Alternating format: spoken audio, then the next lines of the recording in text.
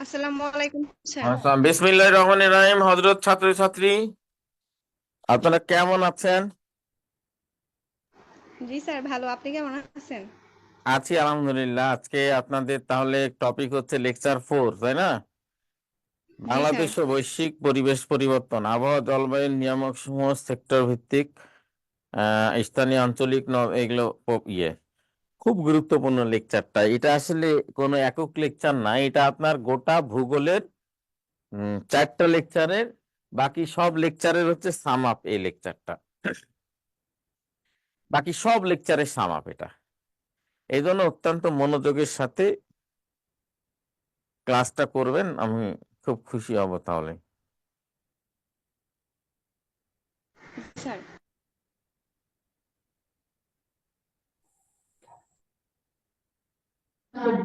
আসসালামু আলাইকুম স্যার। ওয়ালাইকুম আসসালাম। তাহলে আজকে আমাদের বাংলাদেশ ও বৈশ্বিক পরিবেশ পরিবর্তন, আবহাওয়া জলবায়ু সেক্টর নিয়ামক, এই লেকচারটা থেকে আমাদের করতে হবে যেটা, সেটা হচ্ছে কি 10টা কি চ্যাপ্টার, 10টা নিয়ামক আছে, যে 10টা নিয়ামক গোটা ইয়েকে প্রভাবিত করে। এই যে ঘূর্ণিঝড় হচ্ছে, সেই ঘূর্ণিঝড় কেন হচ্ছে, আমার তোমার এগুলো সব মিলে এই করেন, এই প্রশ্ন আসবে। তাহলে দেখলেন যে 10টা নিয়ামক বা 10টা সেক্টর আপনার গোটা বা বিশ্বের আবহাওয়া এবং জলবায়ুটাকে কি করে দিচ্ছে, নিয়ন্ত্রণ করে দিচ্ছে। তাহলে আপনাকে সব সময় এই বিষয়টা কি এই মাথায় রাখতে হবে, যে আবহাওয়া জলবায়ু সেক্টর এবং নিয়ামকগুলো খুব ক্লিয়ারলি আপনাকে ভালো করে কি বুঝতে হবে। এটার কোনো বিকল্প ব্যবস্থা কি নাই। ইজিলি আপনি দেখবেন যে কোনো ব্যাপারই না, সবকিছু কত সোজা। তাহলে সেক্টর 1, সেক্টর ও নিয়ামক 1 লেখেন হচ্ছে সেক্টর ও নিয়ামক 1 লেখেন অক্ষাংশ। স্যার নিচে লিখলে ভালো হয়। অক্ষাংশ। ও আচ্ছা, ঠিক আছে, আমি একটু মার্কিং করে নি।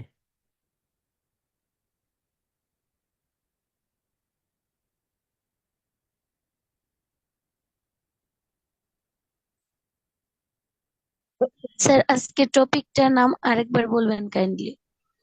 লেকচার 4, বাংলাদেশের বৈশ্বিক পরিবেশ ও পরিবর্তন, সেক্টর ও নিয়ামক, হ্যাঁ সমূহ। 10টা সেক্টর, 10টা নিয়ামক আমাদের করতে হবে, অত্যন্ত গুরুত্বের সাথে আপনাকে এটা করতে হবে। হ্যাঁ, তাহলে প্রথম সেক্টর থ্যাংক ইউ স্যার।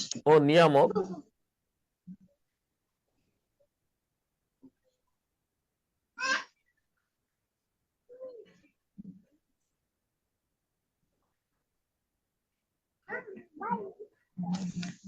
এটা না, ছোট বালিশ নিয়ে আসো। সেক্টর ও নিয়ামক 1, হ্যাঁ, এইটা হচ্ছে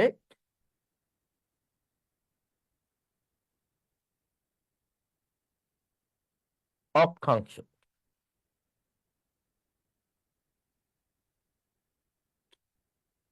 তাহলে দেখেন যে অক্ষাংশ থেকে কি ব্যাপক প্রশ্ন এসেছে বিগত সালে। আপনাকে আমি একটা ভালো করি দেখাই।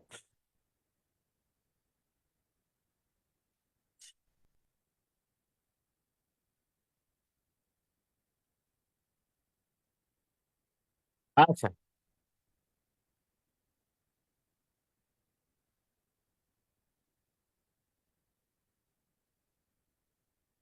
এখন এটা দেখেন পৃথিবী। এখন পৃথিবীর একেবারে কি মধ্যভাগ দিয়ে একটা ভৌগোলিক রেখা কি করা হয়েছে, কল্পনা করা হয়েছে, যেটাকে কি বলা হয় 0 ডিগ্রি বা নিরক্ষ রেখা। আপনারা একটু স্মরণ করে দেখেন তো, লক্ষ্য করেন যে আপনাদেরকে আমি কিন্তু এই লেকচার 1 এটা সম্পর্কে কিছু আইডিয়া দিয়েছিলাম। লেকচার 1 সম্পর্কে কিছু আইডিয়া আপনাদেরকে আমি দিয়েছিলাম এই লেকচারটা সম্পর্কে, যে নিরক্ষরেখা এখানে সূর্য কি করে, খাড়া ভাবে কি করে, কিরণ কিরণ দেয় বলেছিলাম, প্রথম একটুও ধারণা দিয়েছিলাম। তাহলে এই জায়গায় কি থাকবে? সর্বোচ্চ তাপ কত ডিগ্রি? 35 ডিগ্রি কি সেলসিয়াস। এখন দেখেন পরে এই জায়গাটায় আমরা দেখলাম 23.5 ডিগ্রি, এটাকে বলেছি কর্কট ক্রান্তি। এই 23.5টা হচ্ছে কি মকর কল্পনান্তি রেখা। ক্রান্তি।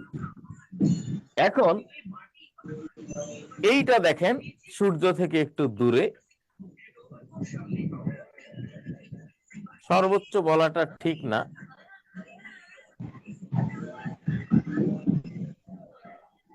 গড় তাপ। এখানে গড় তাপ হচ্ছে আপনার 25 ডিগ্রি কি সেলসিয়াস। তো মকর ক্রান্তিতেও কি হবে? 25 ডিগ্রি।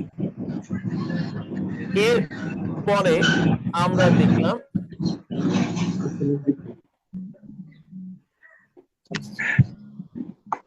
দেখলাম এই জায়গায় 46.5 ডিগ্রি। নাতিশীতোষ্ণ। এখানে গড় তাপমাত্রা হচ্ছে 15 ডিগ্রি কি সেলসিয়াস। তাহলে সাইমালটেনিয়াসলি এখানে 46.5 ডিগ্রি নাতিশীতোষ্ণতেও কি হবে? একই হবে, 15 ডিগ্রি সেলসিয়াস। এই জায়গায় 66 থেকে শেষ মাথা হচ্ছে 90 ডিগ্রি। উত্তর মেরু, এখানে -15 ডিগ্রি সেলসিয়াস, 66.5 থেকে 90 ডিগ্রি দক্ষিণ মেরু। এখানে দেখেন -15 ডিগ্রি কি সেলসিয়াস। স্বাভাবিকভাবে একটা জিনিস কি করেন আপনি চিন্তা করেন,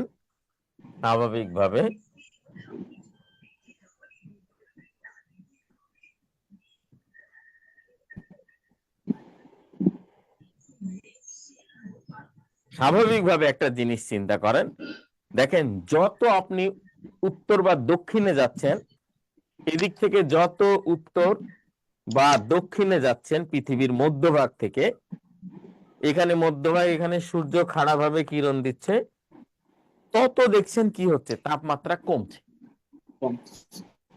অর্থাৎ মধ্যভাগ থেকে যত উত্তর কিংবা দক্ষিণে যাচ্ছেন তত তাপমাত্রা কি হচ্ছে? কমছে। আবার উত্তর আর দক্ষিণ থেকে যত মধ্যভাগে যাচ্ছেন তাপমাত্রা তত কি হচ্ছে? বাড়ছে। এদিকে কি হচ্ছে?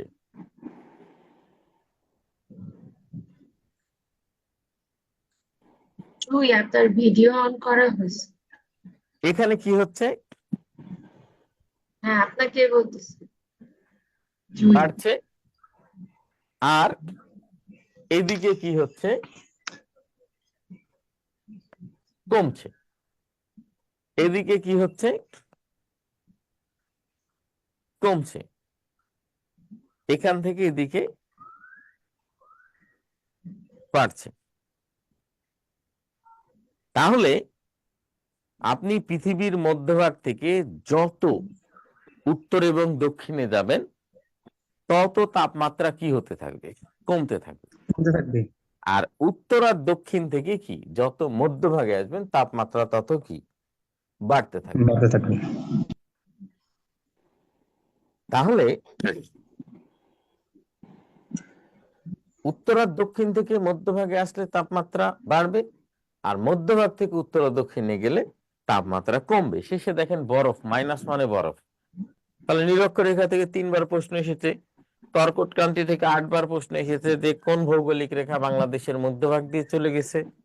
কর্কট ক্রান্তি নাতিশীতোষ্ণ থেকে 2 বার, মেরু থেকে অনেকবার আসে। এবারেই তো এই যে আপনাদেরকে পড়িয়ে গেলাম প্রথম লেকচার, তার 2 বা 3 দিন পরে কি হলো?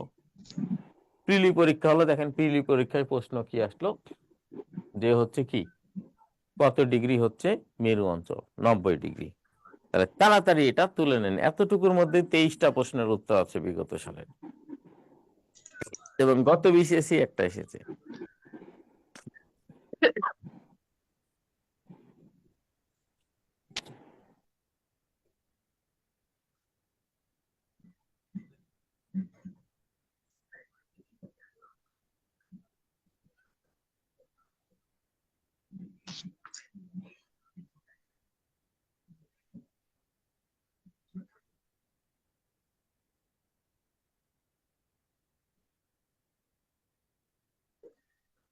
হ্যাঁ হযরত ছাত্রছাত্রী বলেন, হলো?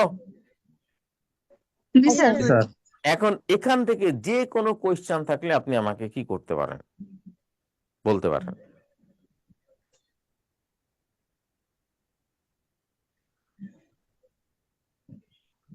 নাই তো ভূগোল স্যার। আজকে ফার্স্ট করতেছে স্যার, কোশ্চেন কি করব?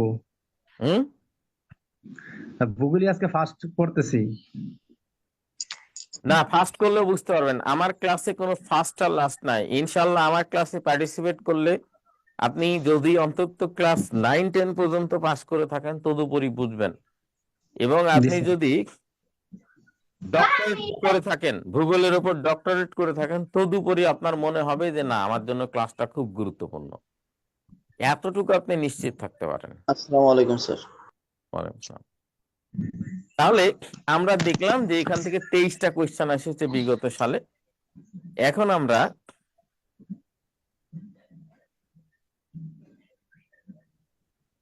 স্যার এই অক্ষাংশের মধ্যে কিভাবে বায়ু প্রভাবিত হয় এটা একটু বলেন। অক্ষাংশের মধ্যে কি হয়, কিভাবে বায়ু প্রবাহিত হয়?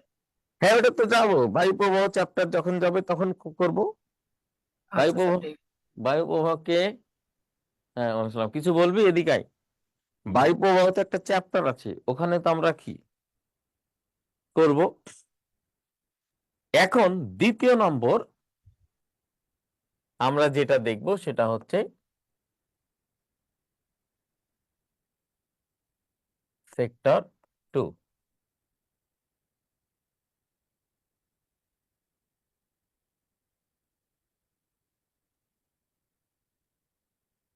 উচ্চতা, সেক্টর 2 উচ্চতা। এই ক্লাসটা দেখেন, 46 বিসিএসি এখান থেকে কি আসে, একটা কোয়েশ্চেন আসলো। 46 বিসিএসি এখান থেকে কোয়েশ্চেন আসলো। কোয়েশ্চেনটা কি? কোয়েশ্চেনটা হচ্ছে যে আপনার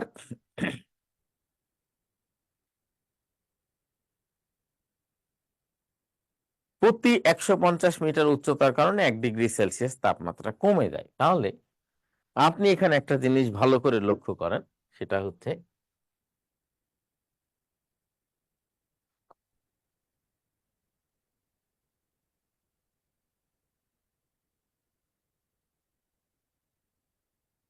এটা ধরেন পর্বত, পর্বতের থেকে একটু নিচু এটা মালভূমি, তারপর ধরেন পাহাড়, তারপর ধরেন টিলা, তারপরে প্লাস্টোসিন সোপান বা গড়, তারপর সমভূমি, তারপর সৈকত, তারপর সমুদ্র পৃষ্ঠ। পৃথিবীতে ভূমিরূপ হচ্ছে এইরকমই, ভূমিরূপটা হচ্ছে এইরকমই। তাহলে ভালো করে একটু লক্ষ্য করে দেখেন,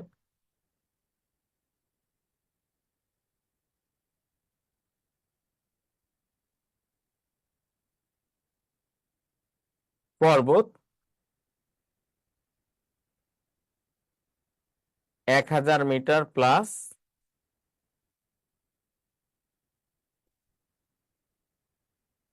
উপরিভাগ কি খাড়া, খারাপ স্যার।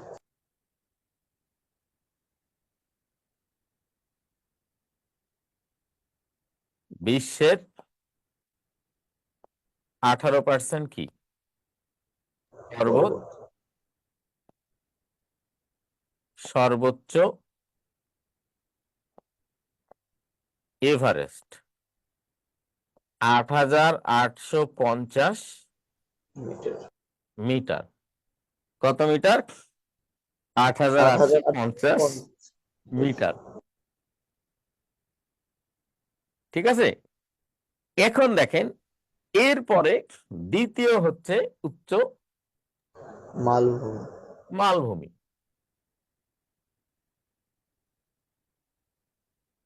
অ্যাজ ইউজুয়াল 1,000 মিটার কি plus plus.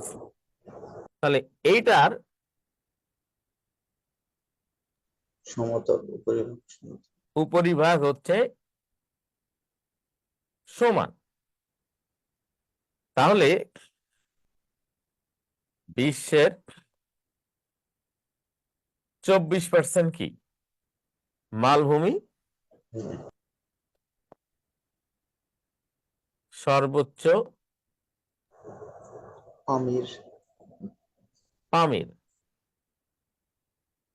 4,730 20 metre. Metre, more or less. তাহলে পৃথিবীর দ্বিতীয় বৃহত্তম উচ্চতম জিনিস হচ্ছে কি? পাহাড়। তৃতীয় তৃতীয় স্যার। তৃতীয় পাহাড়। পাহাড় হচ্ছে সাধারণত 500 থেকে 1,000 মিটার। মিটার। উপরিভাগ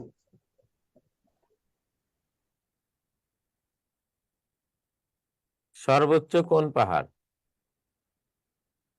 গারো গারো পাহাড়। পাহাড় স্যার। হ্যাঁ, এরপরে আমরা 4 নাম্বার দেখলাম টিলা। 150 থেকে 500।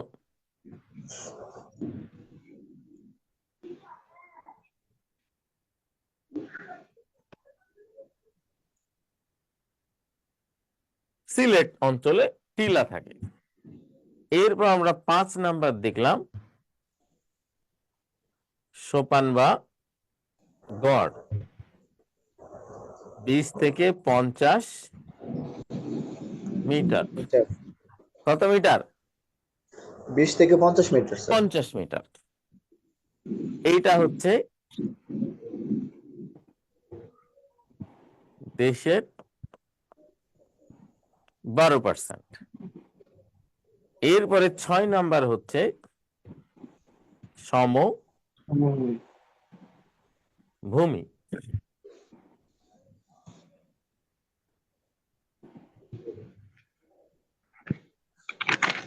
দুই থেকে 20 মিটার।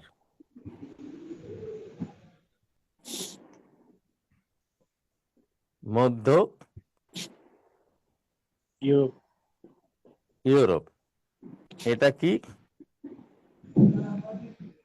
বিশ্বের বৃহত্তম। এরপরে হচ্ছে স্যার মধ্য ইউরোপটা বিশ্বের বৃহত্তম, এটা কি সমভূমি? সমভূমি। হ্যাঁ, সৈকত। 7 নাম্বার হচ্ছে কি? সৈকত। 1 থেকে 2 মিটার। মিটার।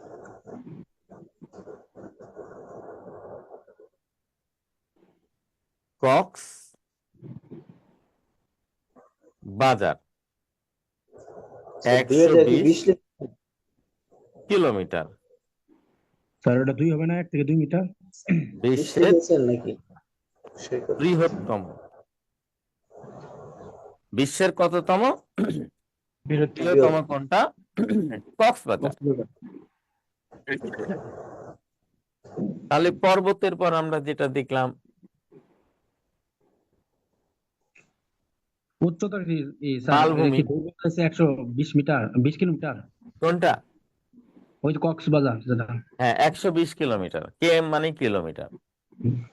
টিলা হচ্ছে এইটা, সোপান হচ্ছে এইটা, সমভূমি হচ্ছে এইটা, সৈকত হচ্ছে এইটা। তাহলে পৃথিবীর সবচেয়ে উঁচু ভূখণ্ড হচ্ছে কোনটা? পর্বত। পর্বত। আর সবচেয়ে নিচু ভূখণ্ড হচ্ছে কোনটা? সৈকত। সৈকত। সৈকত স্যার। সৈকত। তাহলে এই জায়গায় দেখেন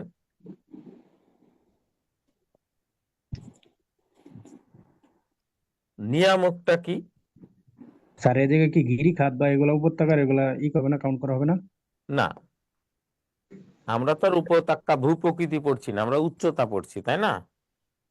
জি জি। তাহলে আমরা দেখলাম নিয়ামক অক্ষাংশ, নিয়ামক আমরা যেটা দেখলাম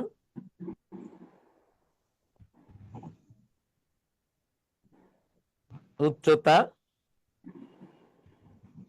বাড়লে তাপ কমে। কিভাবে কমে? 150 মিটারে একটু সাইডে লিখলে ভালো হয়। 1 ডিগ্রি সেলসিয়াস কি হয়? তাপমাত্রা কমে। আপনি একটু দয়া করে স্টপ হন, সময় মতো সবকিছু বোঝা যাবে। তাহলে কি বললাম? পর্বত, পর্বতের থেকে নিচু কি মালভূমি, মালভূমির থেকে নিচু কি পাহাড়, পাহাড়ের থেকে টিলা, টিলার থেকে কি সোপান, সোপানের থেকে সমভূমি, সমভূমির থেকে কি সৈকত। সৈকত।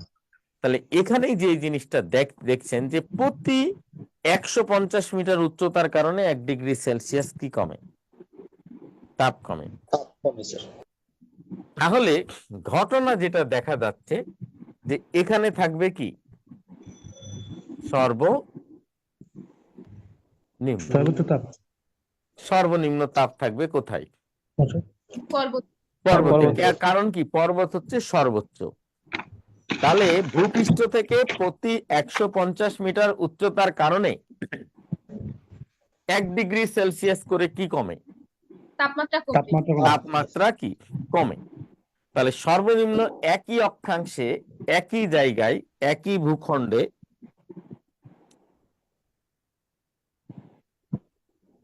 যদি সেটা পর্বত হয় তাহলে সর্বনিম্ন তাপমাত্রা থাকবে, যদি সেটা মালভূমি হয় তাহলে দ্বিতীয় সর্বনিম্ন থাকবে। তাহলে প্রতি 150 মিটার উচ্চতার কারণে 1 ডিগ্রি সেলসিয়াস তাপমাত্রা কি হয়? হ্রাস পায় স্যার। কমে। আর প্রতি 150 মিটার উচ্চতায় 1 ডিগ্রি টেম্পারেচার কমে। তাহলে নিয়ামকটা কি? উচ্চতা বাড়লে কি কমে? তাপমাত্রা তাপ কমে। কমে স্যার। দেখেন নগদে 46 বিসিএস এই কোয়েশ্চেনটা কি চলে আসলো। 46 বিসিএস এই কোয়েশ্চেনটা নগদে কি চলে আসলো।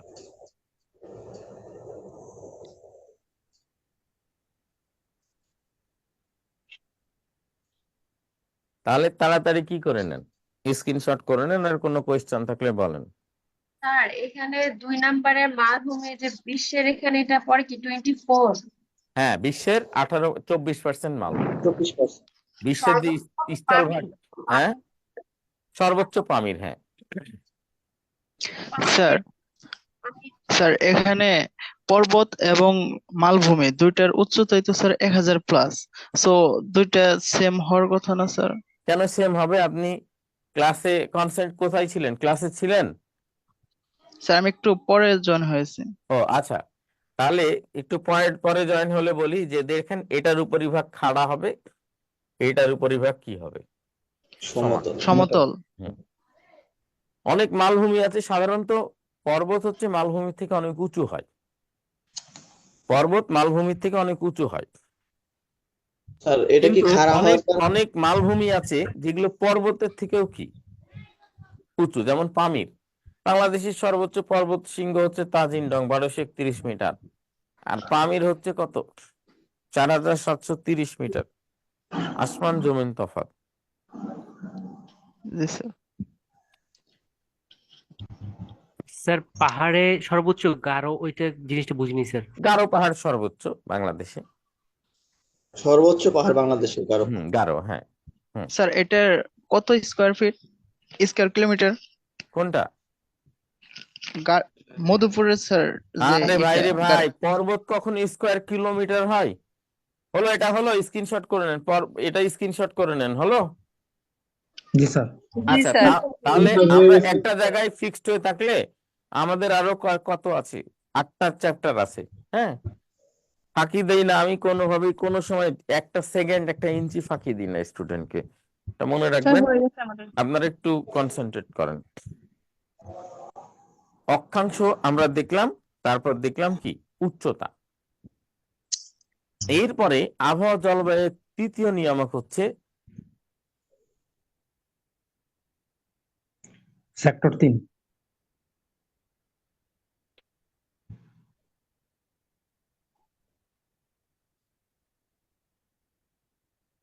তিন।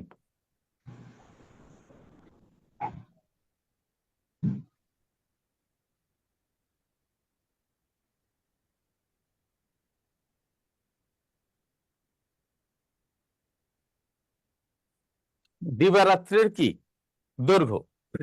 দৈর্ঘ্য। তাহলে এইটার উপরে একটা অঞ্চলের আবহাওয়া জলবায়ু কেমন হবে, ঘূর্ণিঝড় হবে কি না, কি অবস্থা, এটা নির্ধারণ করে। ঘূর্ণিঝড়ের আপডেট, ভূগোল পড়তে এসেছেন, ভূগোলের ক্লাস করতে এসেছেন, এখন ঘূর্ণিঝড়ের আপডেটটা বলেন কি অবস্থা দেখি হযরত ছাত্রছাত্রী। স্যার স্যার বলুন। চট্টগ্রামে 10 নম্বর সতর্ক সংকেত চলতেছে।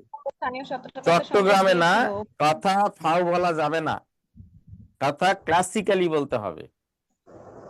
24 পরগনা থেকে পটুয়াখালীর গলাচিপা পর্যন্ত এইটা হচ্ছে কোর বেল্ট, হচ্ছে কার, রেমেলের। রেমেল। রেমেল বা বালু, রেমেল শব্দের অর্থ বালু। তাহলে পটুয়াখালীর গলা খেপুপাড়া থেকে, খেপুপাড়ার গলাচিপা থেকে 24 পরগনা, এই বেলটা হচ্ছে অ্যাকিউট। এখন এইটা এই অঞ্চলে আঘাত করার পর, সুন্দরবনে আঘাত করার পর আল্লাহ তাআলা কত মহান সৃষ্টিকর্তা। দেখেন, যে অঞ্চল দিয়ে সবসময় ঝড় ঢুকে, আল্লাহ তাআলা সেখানেই সুন্দরবন কি করেছে, সৃষ্টি করেছে, যাতে মানুষকে কি রক্ষা করা যায়। আর এই হায়না মানুষগুলো ওই জায়গাটাতেই কি করছে, বন কাইটে ভারতকে দিয়ে, দুষ্কৃতিকারী রাষ্ট্র ভারত, এই ভারতকে দিয়ে কি করছে, এই ইয়েতে রামপালে বিদ্যুৎ কেন্দ্র নির্মাণ করে 12টা বাজাচ্ছে সুন্দরবনের। আমরা এত খারাপ জাতি একটা। তাহলে দেখেন সুন্দরবনে আঘাতটা হানছে, হেনে এটা ক্রমশ ফেরেলের সূত্র অনুযায়ী বাতাস উত্তর গোলার্ধে ডান দিকে যায়, ফলে এটা যমুনা পর্যন্ত আগাবে। আঘাত করার পর সুন্দরবনে আঘাত করে দুর্বল হতে থাকবে, দুর্বল হতে হতে যমুনা পর্যন্ত আগাবে, গোয়ালন্দ পর্যন্ত। গোয়ালন্দ পর্যন্ত আঘাত করে আস্তে আস্তে আস্তে আস্তে টার্ন নেবে পূর্ব দিকে, ডান দিকে টার্ন নিয়ে এটা ঢাকার কেরানীগঞ্জ, টেরানীগঞ্জের দিকে হালকা ঝড় হয়ে এইটা একবারে কুমিল্লার সোজাসুজি মুভ করবে।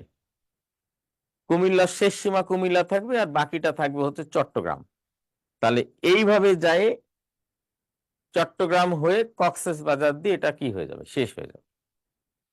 তাহলে ঝড়টার মূল আঘাতটা পড়বে 24 পরগনা দিয়ে, এই দিক দিয়ে সুন্দরবন দিয়ে, খুলনা দিয়ে, দক্ষিণে হবে চাঁদপুরে হালকা লাগবে, চাঁদপুরে হালকা লেগে নোয়াখালীর দক্ষিণ দিক দিয়ে বেঁকিয়ে এটা চলে যাবে চট্টগ্রামে। চট্টগ্রাম থেকে চট্টগ্রামের পাহাড় অঞ্চলে ধাক্কা খেয়ে ঝড়ের গতি একেবারে বন্ধ হয়ে যাবে, কক্সবাজার কিছু ডলা খাবে। এই এগুলো জানতে হবে। হ্যাঁ হযরত ছাত্রছাত্রী, তাহলে এখানে কয়েকটা পয়েন্ট আপনাকে জানতে হবে।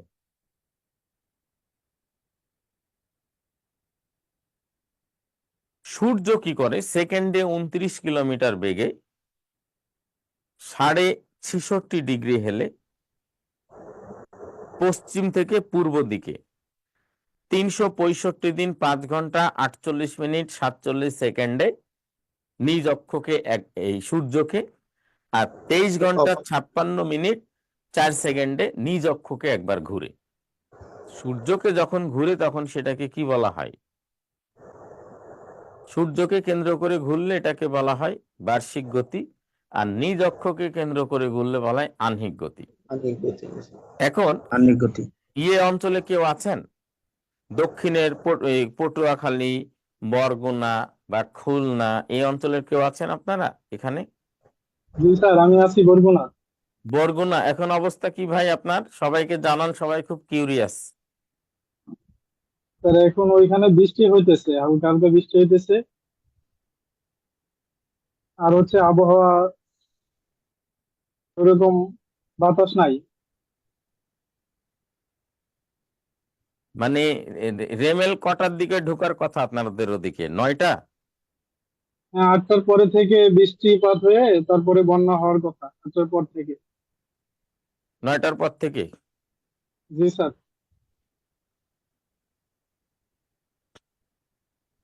যাক, আপনি সাবধানে থাকেন। আপনার জন্য আমরা জি স্যার, সবাই সবার জন্য দোয়া দোয়া করবেন। করছি। আপনাদের জন্য আমরা সবাই দোয়া করছি।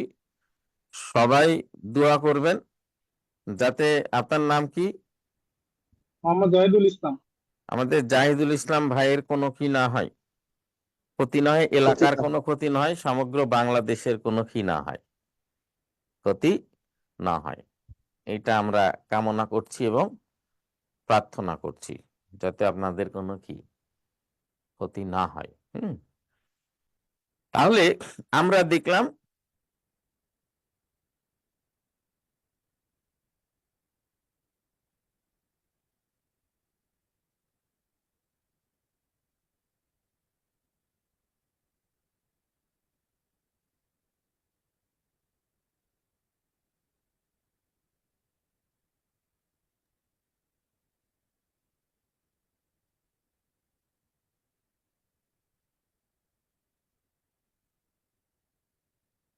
তাহলে পৃথিবী কি করে?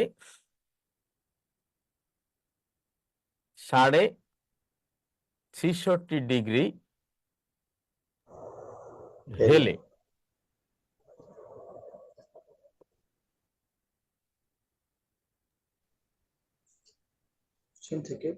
পশ্চিম থেকে পূর্ব দিকে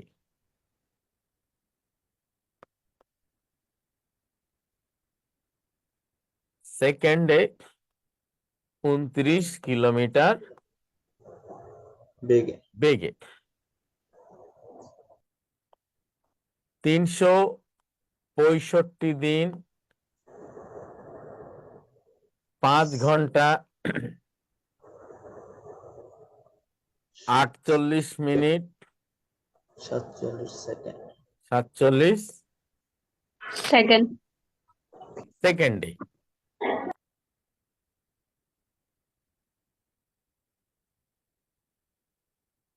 অতিক্রম করে। কাকে? সূর্যকে। সূর্যকে। তাহলে এইটা কি? বার্ষিক গতি বা 1 বছর। তাহলে প্রতিটা আলাদা আলাদা ভাবে লেখার মূল উদ্দেশ্য হচ্ছে প্রতিটাই এক একটা বিগত সালের কি প্রশ্ন। এর সাথে সাথে কি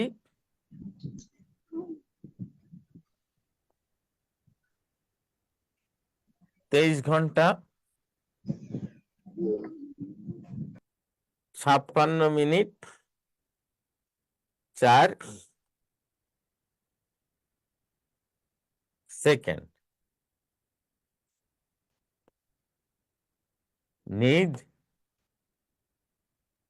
অক্ষে। এটাকে কি বলা হয়? আনিক গতি। একদিন বা আনিক গতি। আহ্নিক গতি। ঠিক আছে? তাহলে পৃথিবী এইভাবে ঘুরে। তার মানে একটা জিনিস আপনি ভালোভাবে নিশ্চয় কি করছেন, একটা জিনিস আপনি নিশ্চয় ভালোভাবে বুঝতে পারছেন যে পৃথিবী বা সূর্য কখনো এক জায়গায় কি থাকে না, স্থির থাকে না। বুঝতে পেরেছেন? এক জায়গায় কখনো স্থির থাকে না। তাহলে এইটা আপনি একটু স্ক্রিনশট করে নিন। এই প্রতিটা শব্দ এক একটা প্রশ্ন বিগত সালের।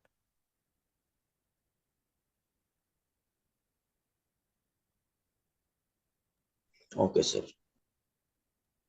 জি স্যার হয়েছে স্যার। হয়েছে হজরত ছাত্রছাত্রী? জি স্যার। জি স্যার। জি স্যার, হয়ে গেছে। আচ্ছা, তাহলে এখন আমরা যে কাজটা করব সেটা হচ্ছে যে এইভাবে ঘুরতে ঘুরতে সূর্য যে কাজটা করে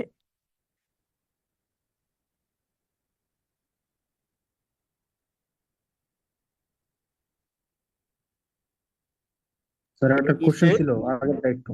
জুন, হ্যাঁ,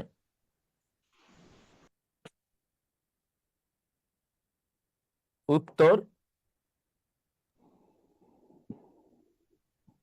গোলার্ধে খাড়া ভাবে কি দেয়? কিরণ দেয়। কিরণ দেয়।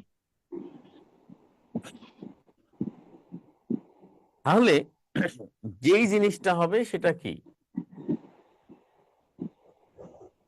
দিন বড় হবে। সবচেয়ে বড় দিন। বড় দিন। আর বড় ভবিষ্যৎ। সবচেয়ে ছোট ছোট রাত। রাত। কোথায় হবে? উত্তর গোলাপি। গোলার্ধে। তাহলে উত্তর গোলার্ধে সবচেয়ে বড় দিন এবং সবচেয়ে ছোট রাত হবে। তাহলে দক্ষিণ গোলার্ধে কি হবে?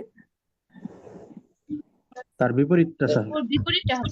জাস্ট একটা জিনিস মনে রাখবো যে দক্ষিণ গোলার্ধে তার বিপরীত অবস্থাটা হবে। দিন বড়, রাত বড়, এই সেই এগুলোর দিকে আমরা যাব না, খালি একটা জিনিস মনে রাখবো যে দক্ষিণ গোলার্ধে তার কি হবে? বিপরীত হবে। অবস্থা হবে। দক্ষিণ গোলার্ধে তার কি অবস্থাটা হবে? বিপরীত অবস্থা হবে। ঠিক আছে? এখন স্যার 22শে ডিসেম্বর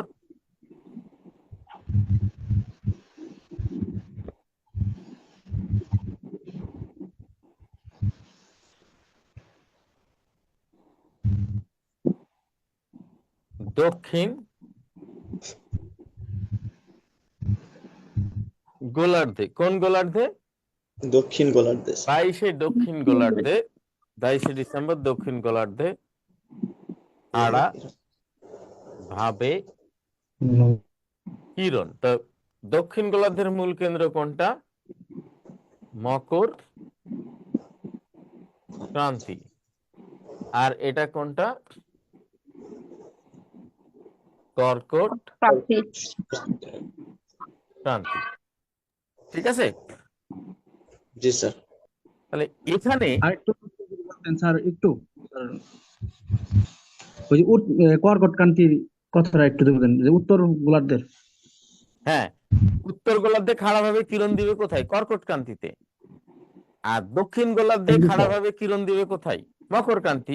কারণ দক্ষিণ গোলার্ধে সূর্য মকর ক্রান্তি পর্যন্ত যায়, আর উত্তর গোলার্ধে সূর্য কি কর্কট ক্রান্তি পর্যন্ত যায়। তাহলে 21শে জুন উত্তর গোলার্ধে সবচেয়ে কাছে চলে আসছে। কোথায় চলে আসছে? কর্কট ক্রান্তিতে। আর 22শে ডিসেম্বর দক্ষিণ গোলার্ধে খাড়া ভাবে কিরণ দিচ্ছে কোথায়? মকর মকর ক্রান্তি। ক্রান্তি। তাহলে এখানে যে জিনিসটা হবে একই, সবচেয়ে বড় দিন দিন আর ছোট সবচেয়ে ছোট রাত। ছোট রাত। তাহলে উত্তর গোলার্ধে কি হবে? তার বিপরীত হবে। ঠিক তার বিপরীত হবে। বিপরীত হবে। ঠিক তার বিপরীত হবে। তাহলে 22শে ডিসেম্বর আমাদের গরম লাগে না ঠান্ডা লাগে? ঠান্ডা লাগে। ঠান্ডা স্যার। ঠান্ডা লাগে স্যার। ঠান্ডা স্যার। হ্যাঁ, 22শে ডিসেম্বর মানে জানুয়ারি, এই সময় তো সবচেয়ে ঠান্ডা লাগে। আর 21শে জুন সবচেয়ে গরম। সব থেকে গরম। গরম স্যার। গরম, ব্যবসা গরম, এটা অসহ্য। তাহলে আমরা দেখছি যে দিন যখন কি হয়? বড় হয়, তখন কি লাগে? গরম ঠান্ডা। গরম লাগে স্যার। গরম লাগে। আর রাত যখন কি হয়? বড় বড় হয় হয় গরম হয় তখন শীত লাগে। শীত লাগে। তাহলে লিখে নেন নিয়ামক, রাত বড় হয় স্যার। লিখে নেন নিয়ামক।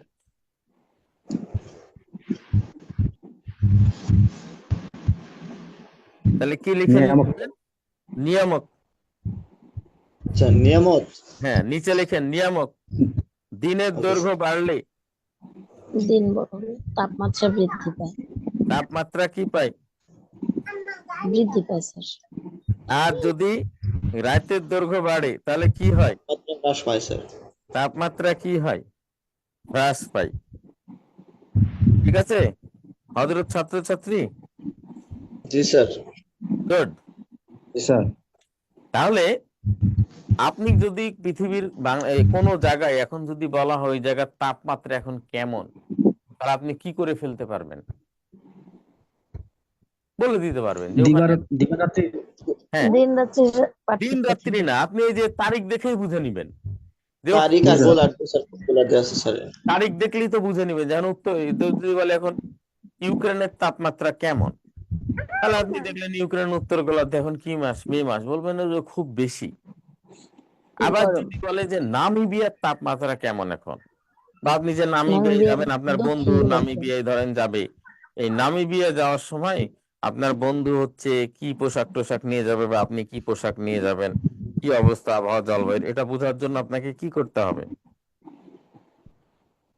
তারিখ আর স্যার গোলার্ধটা দেখতে হবে। তারিখ আর গোলার্ধ। কোন গোলার্ধ? তাহলে নামিবিয়ায় দেখলেন যে এই দক্ষিণ গোলার্ধ, আপনি দেখলেন যে দক্ষিণ গোলার্ধ, এই দক্ষিণ গোলার্ধে যাই আপনি দেখলেন যে নামিবিয়া, তাহলে আপনি বুঝবেন যে এখন কি মাস চলছে, মে মানে জুনের কাছাকাছি। তাহলে আপনি বুঝবেন যে এখন তীব্র শীত কোথায়? দক্ষিণ গোলার্ধে। দক্ষিণ। এইভাবে আপনি প্রতিটা প্রশ্নের কি দিতে পারবেন, ক্লিয়ার কাট উত্তর দিতে পারবেন। কেউ আপনাকে কি করতে পারবে না, ঠেকাইতে পারবে না। তাহলে নিয়ামক কত? দুইটা। 3 গেল। 3 গেল নিয়ামত তাহলে স্যার। অক্ষাংশ বাড়লে তাপমাত্রা কমে, আর অক্ষাংশ কমলে তাপমাত্রা কি বাড়ে। তাহলে পৃথিবীর মধ্যভাগ থেকে আপনি যত উত্তর বা দক্ষিণে যাবেন তাপমাত্রা তত কি হতে থাকবে, বাড়তে থাকবে। আর পৃথিবীর মধ্যভাগ থেকে যত উত্তর ও দক্ষিণ দিকে যাবেন তত তাপমাত্রা কি কমতে থাকবে। ঠিক আছে। তাহলে হচ্ছে সিম্পল হচ্ছে এই জিনিসটা আপনাকে কি করতে হবে। স্যার আরেকবার বলবেন কাইন্ডলি। বলেছি তো, আপনি ছিলেন না তখন, পরে এসেছেন। স্যার ছিলাম কিন্তু স্যার বুঝিনি, কাইন্ডলি আরেকবার বললে ভালো হতো আর কি। আচ্ছা, তাহলে অক্ষাংশ দেখলেন যে পৃথিবীর মধ্যভাগে সর্বোচ্চ তাপমাত্রা, কিন্তু এখানে কি দেখলেন, সর্বনিম্ন অক্ষাংশ 0 ডিগ্রি। আবার উত্তর মেরু দক্ষিণ মেরুতে দেখলেন সর্বনিম্ন তাপমাত্রা, তাহলে এখানে অক্ষাংশ কত, 90 ডিগ্রি। এটাই বেশি এসে আসলো। তাহলে অক্ষাংশ বাড়লে কি হয়, তাপমাত্রা কমে, আর অক্ষাংশ কমলে তাপমাত্রা বাড়ে। এবার উচ্চতা, তাহলে এই প্রশ্নটাও 46 আসলো। প্রতি 150 মিটার উচ্চতার কারণে 1 ডিগ্রি সেলসিয়াস তাপমাত্রা কি হয়, কমে স্যার। কমে। তাহলে পর্বতের মাথায় কি,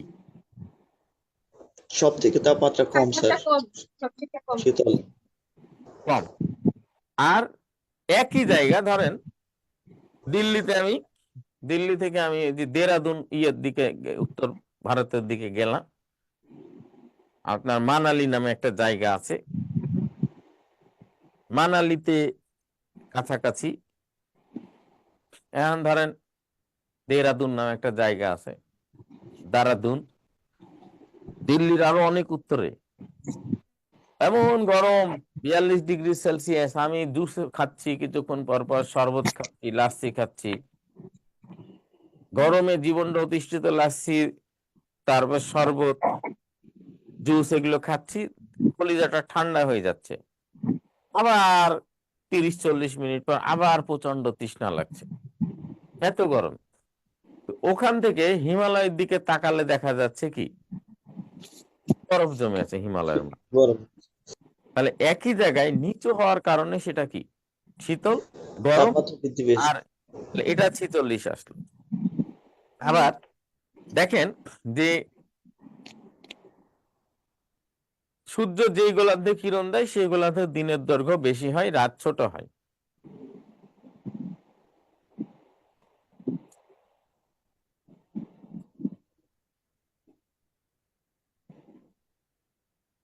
তাহলে দিন বড় হলে গরম হয়, রাত বড় হলে ছোট হয়, শীত হয়। শীত হয়। ক্লিয়ার? হ্যালো, জি স্যার। জি জি জি।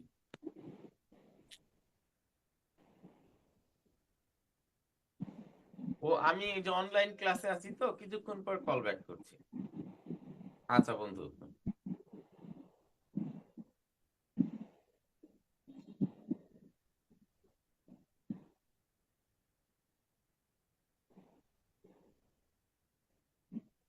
আচ্ছা বুঝলেন? জি স্যার। তাহলে এখন আমরা চলে যাব চাপ বলয়। চাপ বলয়, বাতাসের চাপ। হ্যাঁ,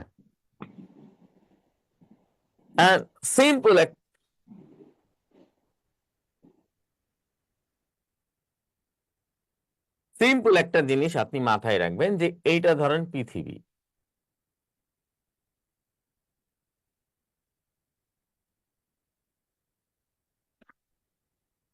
তাহলে আমরা দেখলাম যে এটা পৃথিবীর কি মধ্যভাগ।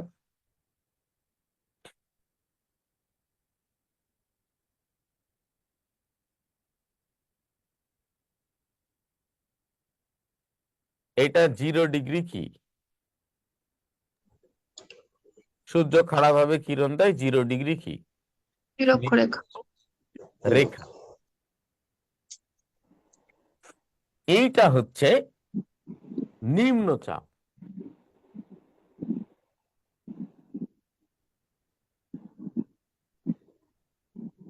আপনি যেটা দেখলেন পৃথিবী সেকেন্ডে 29 কিলোমিটার বেগে 365 দিন 5 ঘন্টা 48 মিনিট 47 সেকেন্ডে পশ্চিম থেকে পূর্ব দিকে কি করে, ঘুরে। ঠিক আছে? তাহলে ঘূর্ণনের কারণে কেন্দ্রের চাপের সৃষ্টি হয়, তাহলে এটা নিম্নচাপ। এরপরে 23.5 ডিগ্রি, এটা হচ্ছে মকর ক্রান্তি, আর এটা হচ্ছে 23.5 ডিগ্রি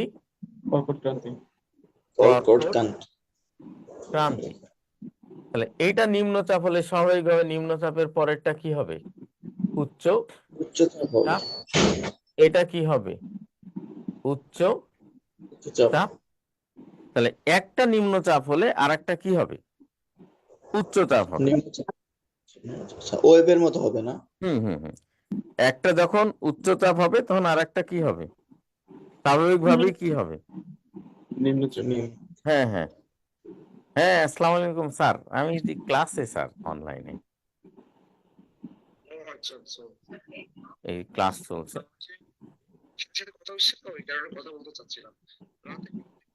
আচ্ছা স্যার, আচ্ছা। এরপরে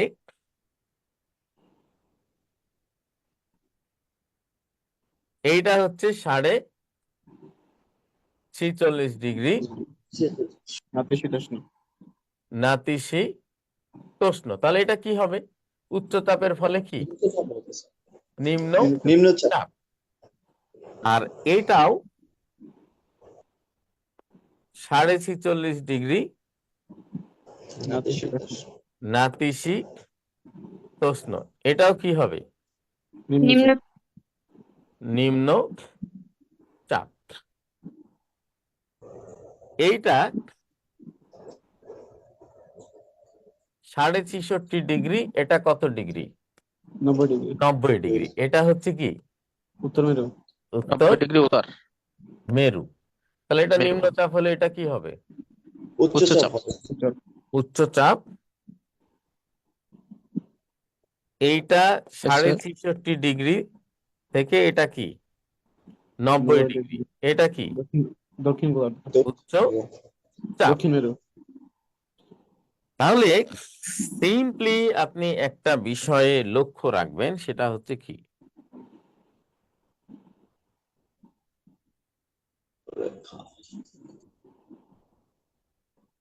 যে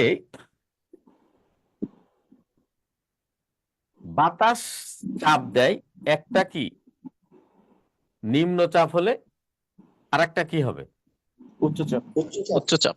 আরেকটা উচ্চচাপ হলে তারপরেরটা কি হবে, নিম্নচাপ। তাহলে নিম্নচাপের পর আরেকটা উচ্চচাপ হলে আরেকটা কি হবে, নিম্নচাপ। নিম্নচাপ। নিম্নচাপ। তাহলে এইটা মুখস্থ করার কোনো দরকার নাই, ছোটবেলা থেকে এগুলো আপনারা বহু মুখস্থ করে আসছেন মাথা টাথা খারাপ করে। কিন্তু একটা জিনিস কি মনে রাখতে হবে, যে সেটা হচ্ছে বাতাস সর্বদা উচ্চচাপ থেকে নিম্নচাপের দিকে কি প্রবাহিত হয়। কোথায় প্রবাহিত হয়, উচ্চচাপ থেকে নিম্নচাপের উচ্চচাপ দিকে। থেকে নিম্নচাপে প্রবাহিত তাহলে হয়। আপনি কোন যে জায়গাগুলো নিম্নচাপ আছে সেই জায়গাগুলো দুর্যোগ কি বেশি হবে, যে জায়গায় উচ্চচাপ আছে সেই জায়গাগুলো দুর্যোগ কি হবে, দুর্যোগ কম হবে। কম কম হবে। হবে স্যার। তাহলে পৃথিবীর সবচেয়ে বেশি দুর্যোগ হবে কোথায়, নিরক্ষীয় অঞ্চল। স্যার নিরক্ষীয় নিম্নচাপ। অঞ্চলেই সব নিরক্ষীয় অঞ্চলে। নিরক্ষীয় অঞ্চলেই সব দুর্যোগ হয়, সব দুর্যোগের সৃষ্টি হয়, এই জন্য এটাকে হোলড্রাম বা দুর্যোগের ঘাঁটি বলে। আপনারা দেখেন ঘূর্ণিঝড় সব সময় কোন দিক থেকে আসে, উত্তর দিক থেকে আসে না দক্ষিণ দিক থেকে? দক্ষিণ।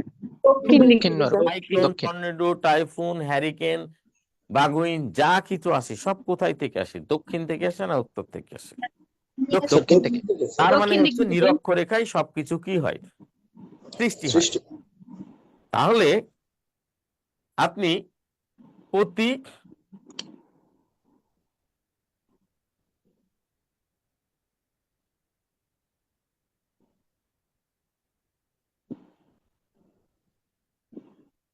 এক বর্গ স্যার দেখা যাচ্ছে না? একটু উপরে হয়ে গেছে। ও হাফ দেখা যাচ্ছে স্যার। আচ্ছা, তাহলে এক বর্গ ইঞ্চিতে কি হয়, 14.72 পাউন্ড কি বাতাসের চাপ হয়। এই প্রশ্নটা বহুবার এসেছে, এক বর্গ ইঞ্চিতে। তাহলে যে অঞ্চল যত নিচু, একটা পাত্র যত গভীর সেখানে তত বেশি বালি আটবে, আর একটা পাত্রের গভীরতা যত কম সেখানে সবচেয়ে কম আটবে। তাহলে সর্বোচ্চ চাপ কোথায়, গভীর। সর্বোচ্চ চাপ কোথায় হবে, স্যার নিরক্ষরেখা। সমুদ্রে। কারণ পৃথিবীর সবচেয়ে নিচু অঞ্চল কোনটা, সমুদ্র। আর স্যার উঁচু অঞ্চল কোনটা, পর্বত। পর্বত। তাহলে পর্বত স্যার। সর্বোচ্চ চাপ কোথায় হবে, সমুদ্রে। স্যার সমুদ্রে স্যার। আর সর্বনিম্ন কোথায় হবে, পর্বতে। তাহলে পর্বতে। এই প্রশ্নটাই 4 বার এসেছে, বাকিগুলো তো বাদ দিলাম, এটা তুলে নেন।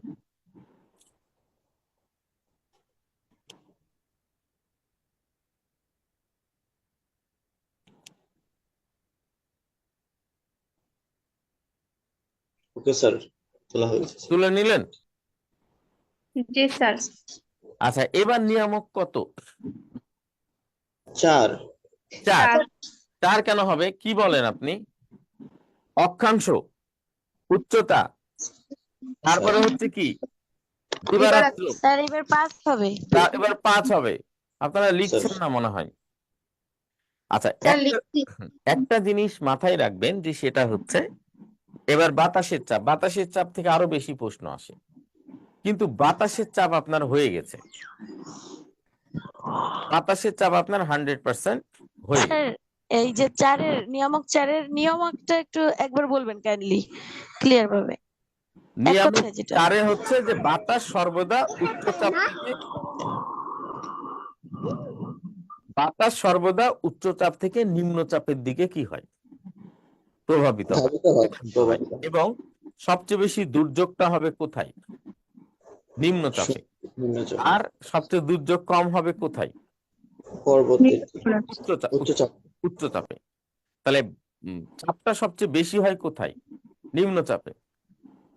আর সর্বোচ্চ চাপ হয় কোন স্থানে? সমুদ্রে। আর সবচেয়ে সর্বোচ্চ চাপ হয় কোথায়? সমুদ্রে। আর সর্বনিম্ন কোথায় হয়? পর্বতে স্যার। আচ্ছা, তাহলে এইটা আমি একটু ডিলিট করে দিই।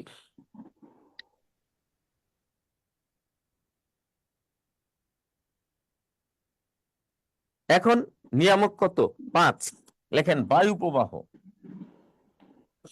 নিয়ামক 5 হচ্ছে বায়ু প্রবাহ। দেন বায়ু প্রবাহ আপনার হয়ে গেছে। তাহলে বায়ু প্রবাহ পৃথিবীতে প্রধানত 3 প্রকার। আপনি হয়ে গেছে বায়ু প্রবাহ কিভাবে দেখেন? কর্কটক্রান্তি উচ্চচাপ না? জি স্যার। কর্কটক্রান্তি কি? উচ্চচাপ। আর উচ্চচাপ। নিরক্ষরেখা কি? নিম্নচাপ। তাহলে এদিক থেকে এদিকে বাতাস যাবে। তাহলে এটাও মকরক্রান্তি উচ্চচাপ, তাহলে এদিকে যাবে। তাহলে যে উভয় কি? বাতাসটা এদিকে আসছে, তাহলে সেটা কি? আয়ন। তাহলে বাতাস যখন উচ্চচাপ থেকে নিম্নচাপে আসে নিরক্ষরেখার দিকে, তখন সেটা কি? Ion ion. বায়ু। তাহলে 1 আয়ন। নাম্বার বায়ু প্রবাহ কি? আয়ন। তাহলে কর্কটক্রান্তি উচ্চচাপ, নাতিশীতোষ্ণ নিম্নচাপ। তাহলে বাতাসটা যখন এদিক থেকে এদিকে আসছে, তখন এদিক থেকে আবার এদিকেও যাবে, কারণ এটা কি? নিম্নচাপ। নিম্নচাপ। এই উচ্চচাপ থেকে আবার বাতাস এদিকেও আসবে, আসবে না? জি জি স্যার। স্যার। কারণ এটা উচ্চচাপ এদিকে, নিম্নচাপ এদিকে। একটা টেবিলের উপর যদি আপনি পানি ঢালেন, ওই পারেও পড়বে, এই পারেও পড়বে, পড়বে না? জি স্যার, দুপাশে তাহলে যাবে স্যার। এইটা 2 নাম্বার হচ্ছে কি? প্রত্যায়ন। 2 আয়ন নাম্বার প্রত্যায়ন। হচ্ছে কি? প্রত্যায়ন।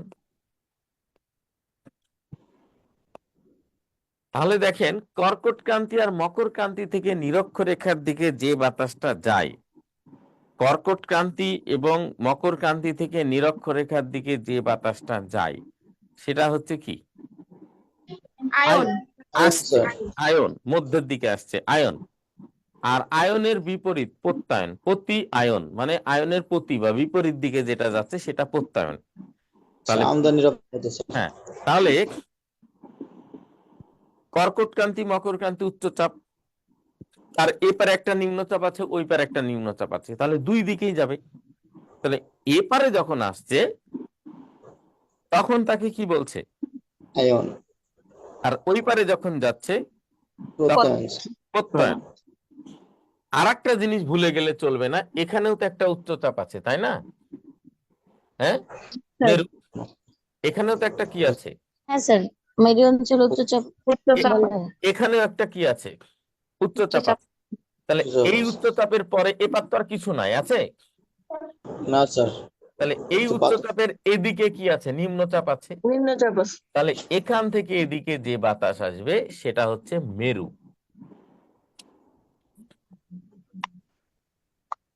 3 নাম্বার। এখান থেকে এদিকে যে বাতাস যাবে সেটা হচ্ছে কি? মেরু।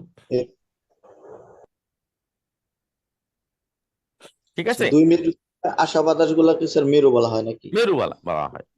তাহলে একই বাতাস প্রত্যয়নে যেভাবে আসে, মেরুও সেভাবে আসে। তাহলে 2টার এক নাম হলে তো আপনি চিনতে পারবেন না।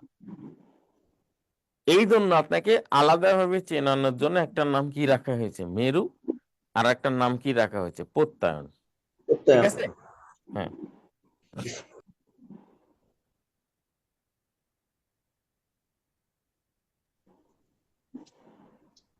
স্যার প্রত্যায়ন হতে গেলে বিপরীত পাশে আয়ন হওয়া লাগে, কিন্তু মেরু হওয়ার জন্য তো স্যার কোনো দিক লাগে না।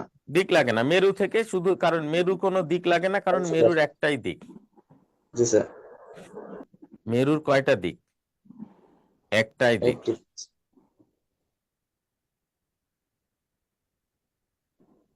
ক্লিয়ার? জি স্যার। তাহলে এটা তুলে নেন।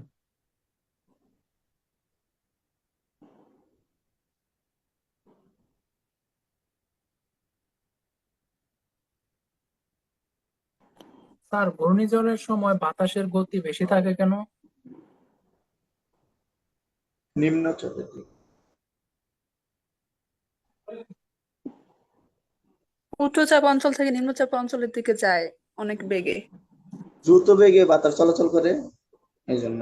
এখন ঘূর্ণিঝড়ের সময় গতি বেশি হয় কেন? সিম্পল হচ্ছে যে এপার থেকে বাতাস যখন স্বাভাবিকভাবে প্রবাহিত হয়, এই বাতাসের নিয়ম অনুযায়ী যখন স্বাভাবিকভাবে কি হয়, প্রভাবিত হয়, তখন তো কি হয় না, ঝড় হয় না, বায়ু প্রবাহ হয়। কিন্তু ঝড়টা কিভাবে হয়? হঠাৎ করে পৃথিবী ঘুরতে ঘুরতে ঘুরতে ঘুরতে কোনো একটা সময়ে কি হয়, এটা তো দুর্যোগ ব্যবস্থাপনায় পড়াই, তাও আপনারা যেহেতু ইন্টারেস্টেড জানাই। হঠাৎ করে ঝড়টা কোথায় চলে আসলো? তাপমাত্রা হঠাৎ করে বেড়ে গেল, বাতাস যত হালকা হবে তত ঊর্ধ্বমুখী হবে। দেখা যাচ্ছে যে এই সময় প্রচন্ড তাপ পড়লো না, কয়েকদিন 4-5 দিন প্রচন্ড গরম পড়লো। তাহলে সাধারণ বাতাসের থেকে বাতাস যত গরম বেশি হবে তত হালকা হবে, আর হালকা হলে ঊর্ধ্বমুখী হবে। তাহলে এই বাতাস যখন ঊর্ধ্বমুখী হলো, তখন এখানে একটা বড় গ্যাপ সৃষ্টি হলো। এই গ্যাপটা পূরণ করার জন্য উভয় দিকের বাতাস ছুটে এসে ধাক্কা লাগলো। ধাক্কা লেগেই তো কি ঘুরতে শুরু করলো। ফলে দুই দিককার বাতাসের যে গতি ছিল 50 কিলোমিটার আর 50 কিলোমিটার, তার কারণ তারা ফাঁকা জায়গা পূরণের জন্য ছুটছে। পুকুরে যদি এক বালতি পানি তুলে নেন, তাহলে দেখবেন চতুর্দিককার পানি ছুটে এসে ওই জায়গাটা পূরণ হয়ে যাবে। ওখানে পুকুরে কি গর্ত হয়ে থাকবে? থাকবে না। তাহলে এদিককার বাতাসের গতি 50 কিলোমিটার, ওদিককার বাতাসের গতি 50 কিলোমিটার। তাহলে দুইটা একসাথে ধাক্কা লেগে কি হবে?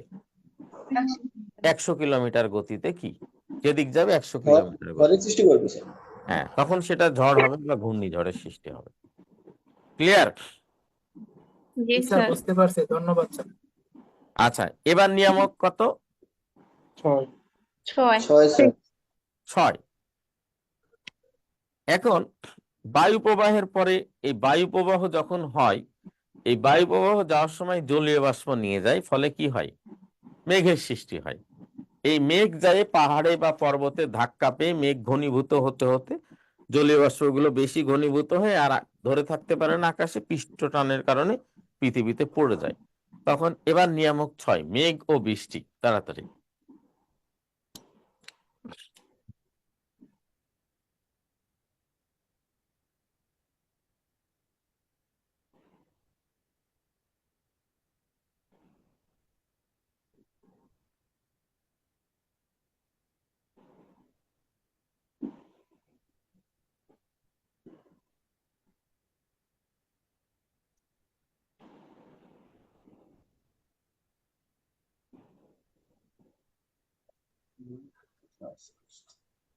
তাহলে কি বললাম?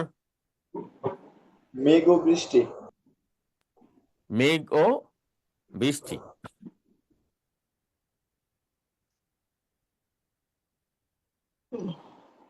এখন ঠান্ডা মাথায় আপনি কি করবেন, চিন্তা করবেন, সেটা হচ্ছে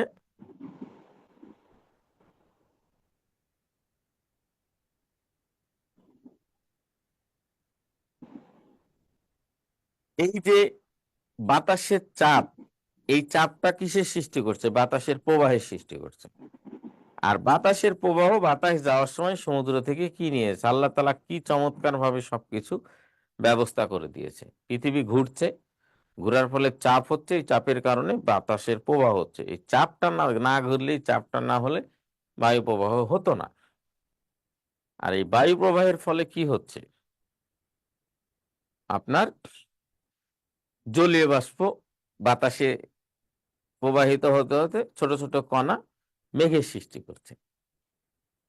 মেঘ যায় পর্বতে বাধা পেয়ে কিসের সৃষ্টি করছে? বৃষ্টির সৃষ্টি করছে। তাহলে আমরা যে কাজটা করব সেটা হচ্ছে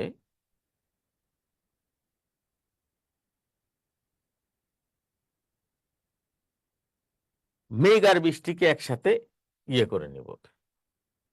তাহলে দেখেন, উচ্চতা অনুযায়ী 3টা মেঘ সাধারণত থাকে। নিচে যে থাকে সেটা হচ্ছে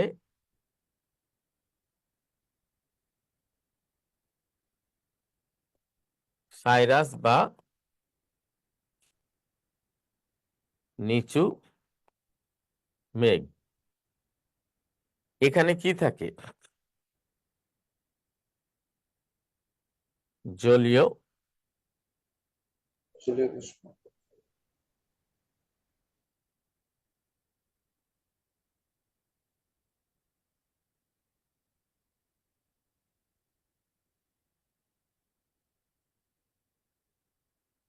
সাইরাস বা নিচু মেঘ, সেখানে কি থাকে?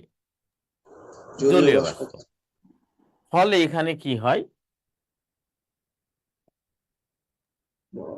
এটার রং কেমন? কালচে।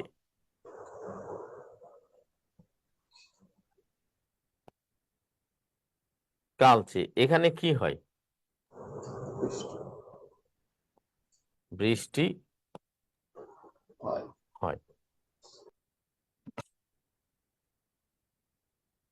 এরপরে আমরা যেটা দেখলাম সেটা মধ্যভাগে আছে স্ট্রাউস।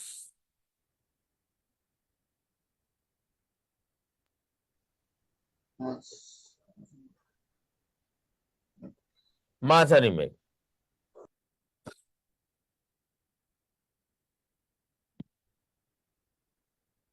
তাহলে এটাতে কি নাই?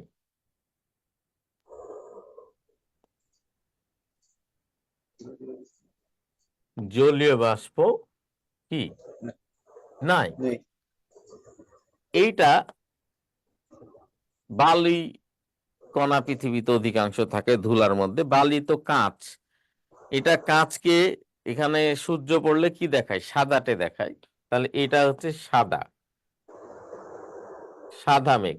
সাদা মেঘ দেখলেই বুঝবেন যে সেখানে কি নাই? জলীয় বাষ্প নাই। স্যার ফলে ওখানে কি কি? কাঁচ থাকে স্যার? হ্যাঁ, মানে ধূলিকণা থাকে না কাঁচ থাকে স্যার? বালি তো সিলিকেট, তাই না? স্যার জি স্যার। সিলিকেট তাহলে মানে গুঁড়া। বালি মানে হচ্ছে গুঁড়া কাঁচ। তো এটাই তখন শুকনো শুকনো অংশগুলো কি উড়ে যায়, তখনই সেটা ধুলা করে নিতে হয়। ধুলা বালিতে একই জিনিস। ধুলা তো বলে না, ধুলার সাথে কি বলে? বালি, ধুলাবালি বলে। মানে কি? বালিরই ক্ষুদ্র অংশ ধুলা। তাহলে এটাতে কি বৃষ্টি হয় না। এরপরে যেটা দেখলাম আমরা সেটা হচ্ছে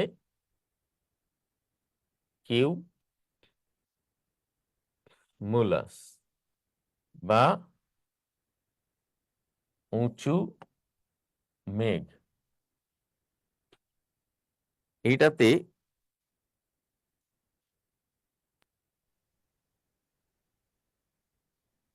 ঠান্ডা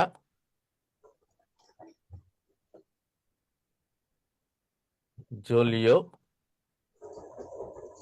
বাষ্প থাকে। এইটা লালচে। এখানে যেটা হয় সেটা দুর্যোগ হয়। ঠিক আছে? স্যার লালচে দেখায় কেন? লালচে দেখায় কারণটা ওজোন স্তর অনেক উপরে। ওজোন স্তরের ইয়ের রং হচ্ছে কি? নীল।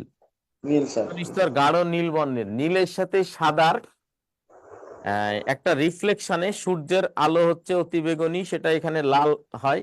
সব মিলে একটা উঠতে লাল লাগে। একটা মোটামুটি এই লাল মাটির মতো একটা কি রং দেখায়। জি স্যার। তুলে নেন।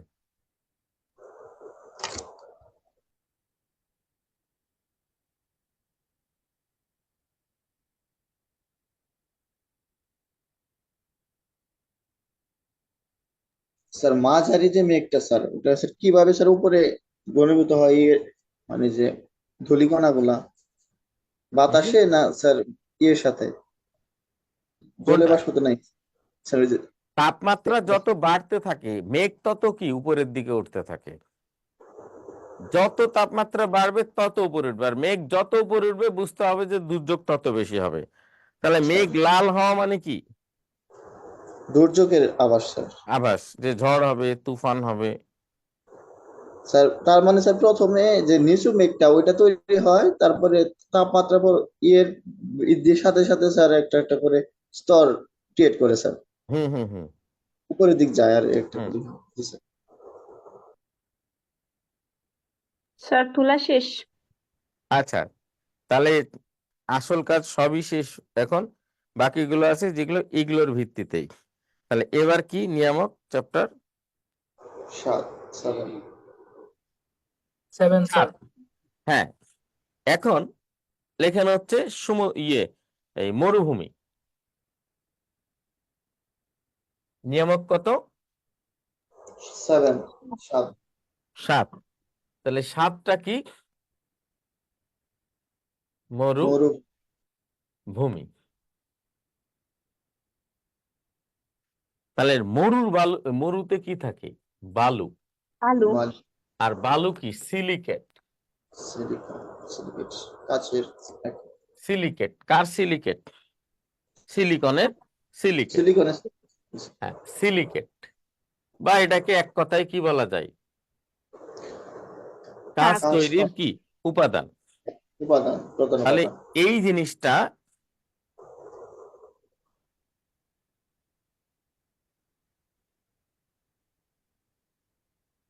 কাঁচের উপাদান। তাহলে কাঁচের পুরে রোদ লাগলে দেখবেন কাঁচ কি হয়ে যায়? খুব গরম হয়ে যায় এবং তাড়াতাড়ি ফেটে যায়। একটা কাঁচের পাত্রে যখন কি করা হয়, চা ঢালা হয় বা গরম কিছু পড়ে, তখন ফট করে কাঁচটা ফেটে যায়। স্যার কাঁচে কিন্তু যদি ভালো পান না দেওয়া থাকে তাহলে স্যার ফেটে হ্যাঁ, যায়। তাহলে অন্য কোনো জিনিস এত দ্রুত কি হয় না, ফাটে না। আর কাঁচের মতো অন্য কোনো জিনিস এত দ্রুত কি হয় না, গরম হয় না। তাহলে হচ্ছে যে ঘটনাটা ঘটলো সেটা হচ্ছে যে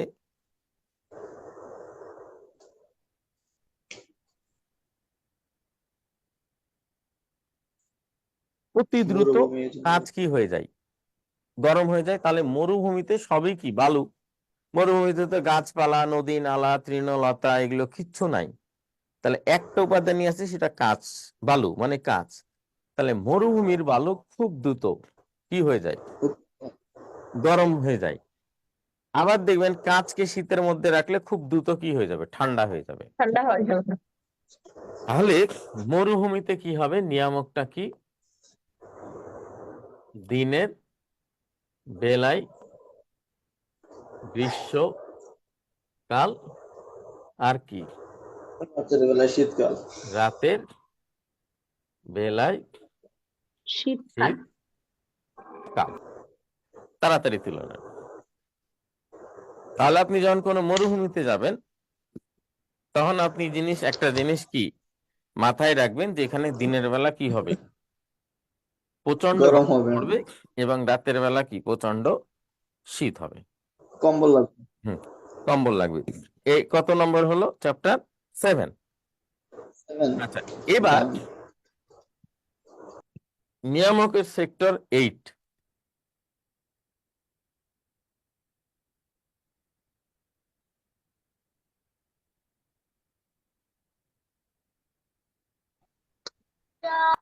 বাংলাদেশ না।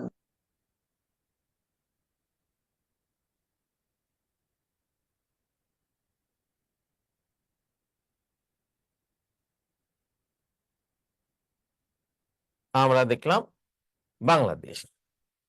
এই বিন্দু এটা 98 হবে, এটা 100 হবে, এইটা 100 হবে, এটা 95 হবে।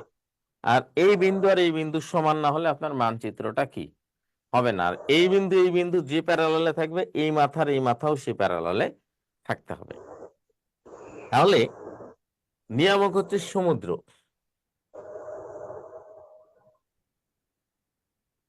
তাহলে সমুদ্রের বাতাস এদিকে ঢুকে, তাহলে একটা জায়গা ঢুকে এদিকে চলে যায়। একটা জায়গা সমুদ্র থেকে এই জায়গাটা হচ্ছে সবচেয়ে দূরে, কারণ বাতাস এই দিক দিয়ে ফেরেলের সূত্র অনুযায়ী উত্তর গোলার্ধের ডান দিকে বেঁকে যায়, এদিকে বেঁকে যায়। আর এদিকে হিমালয়ের বাতাস আসে, লুসাই পাহাড়ের বাতাস আসে এদিকে। তাহলে এই অঞ্চলটাই হবে সবচেয়ে গরম।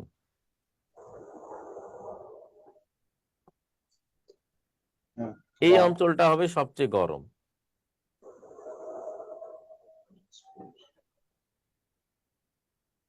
তাহলে নিয়ামকটা হচ্ছে কি?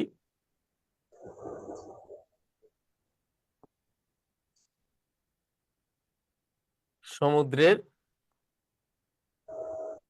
কাছে হলে শীত, গ্রীষ্ম কি হবে? কম হবে। আর সমুদ্র থেকে দূরে হলে শীত কম, গ্রীষ্ম কি হবে? বেশি। বেশি হবে। যেমন দিনাজপুর, রাজশাহী, চুয়াডাঙ্গা,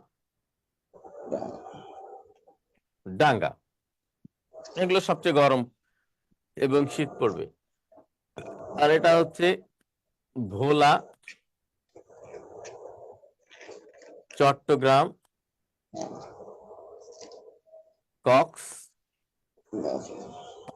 এখানে তেমন কি পড়বে না, শীত গরম কোনোটা বলবো। শীত গরম তেমন পড়বে না। এটা স্ক্রিনশট করে নেন।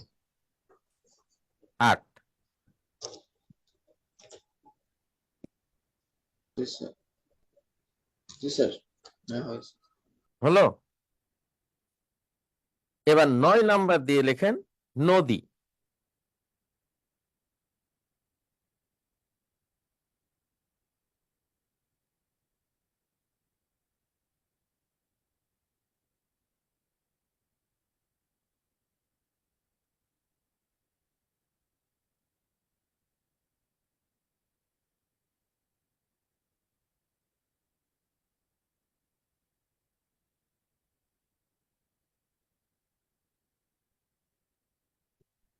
নদী।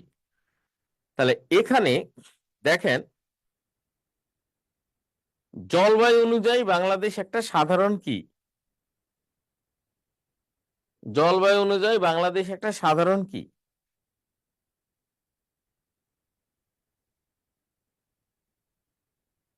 মরু অঞ্চল। কর্কট ক্রান্তি চলে গেছে, বাংলাদেশ একটা স্বাভাবিক মরু অঞ্চল। তাহলে এই মরু অঞ্চলটা সমভূমি কিভাবে হলো? এখানে দেখেন পাগলা, মহানন্দা, কুলিক, টাঙ্গন, নাগর, পুনর্ভবা, এদিকে গঙ্গা এখানে এসে পড়লো। এখানে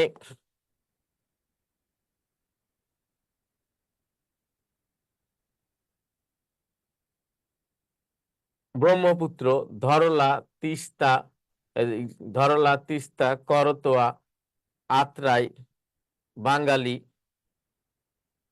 এই দিক দিয়ে যমুনা এসে গোয়ালন্দে মিলিত হলো। এখানে শীতলক্ষ্যা বেরিয়ে গেল। এই দিক দিয়ে সুরমা, কুশিয়ারা, কালনি হয়ে এখানে মিলিত হলো মেঘনাই। এটা আবার মেঘনায় যেয়ে পড়লো।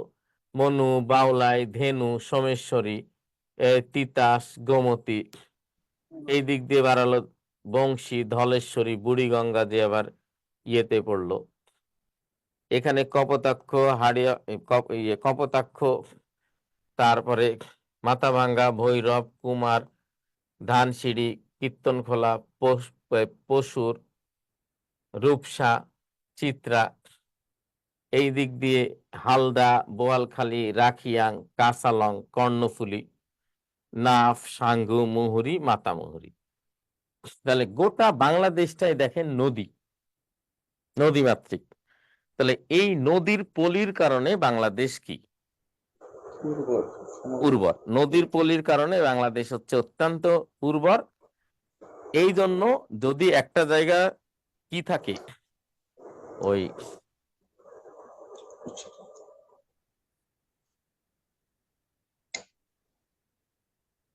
একটা দেশ যদি মরুভূমি থাকে কিন্তু তার মধ্যে দিয়ে যদি অসংখ্য নদী প্রবাহিত হয় তাহলে সেটা সমভূমিতে পরিণত হয়, নিয়ামক নদীর। এবার লাস্ট হচ্ছে লেখেন হচ্ছে বনভূমি। এটা স্ক্রিনশট করে নেন। ঝড়ের কয়েকটা জায়গায় অনেকে ক্যামেরা এই শুরু করলে যে শোঁ শোঁ করে শব্দ হচ্ছে ঝড়ের, ঝড় মনে হয় শুরু হয়ে গেছে। আচ্ছা, এখানে যে আমাদের ইয়েতে ছিলেন ভোলাই, কোনো বরগুনায় ইনফরমেশন লেখা বরগুনায় থাকে। ছিলেন, আপনি বলেন তো এখন ঝড়ের অবস্থা কি ভাই? না নেটওয়ার্ক বিচ্ছিন্ন হয়ে গেছে? উনি মনে হয় আর নেই স্যার আমাদের মাঝে। না, ওর নেটওয়ার্ক হয়তো বিচ্ছিন্ন হয়ে গেছে। স্যার আপনি ব্রহ্মপুত্র নদীটার নামটা মানে মিস করে গেছেন আর কি। কোনটা?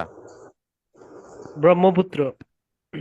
এই যে ব্রহ্মপুত্র বললাম, ব্রহ্মপুত্র আঁকলাম, 2-3 বার ব্রহ্মপুত্র বললাম।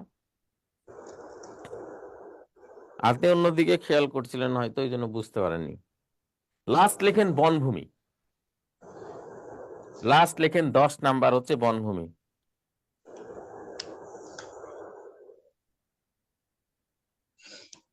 এইটা দেখেন মাটি,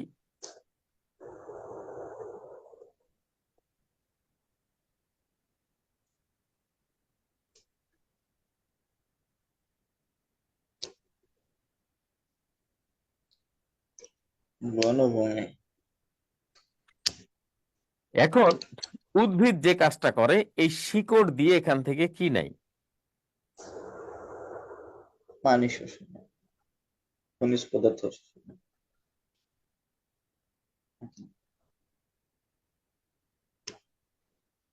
16টি মুখ্য পুষ্টি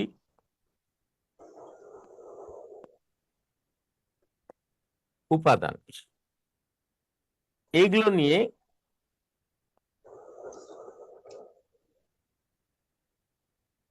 ক্লোরোফিল,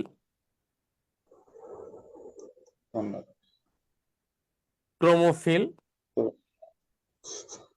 লিউকোফিল, ক্লোরোপ্লাস্ট, ক্রোমোপ্লাস্ট এবং লিউকোপ্লাস্ট আছে না, এই তিনটা মিলে 16টি মুখ্য পুষ্টি উপাদান কি করে?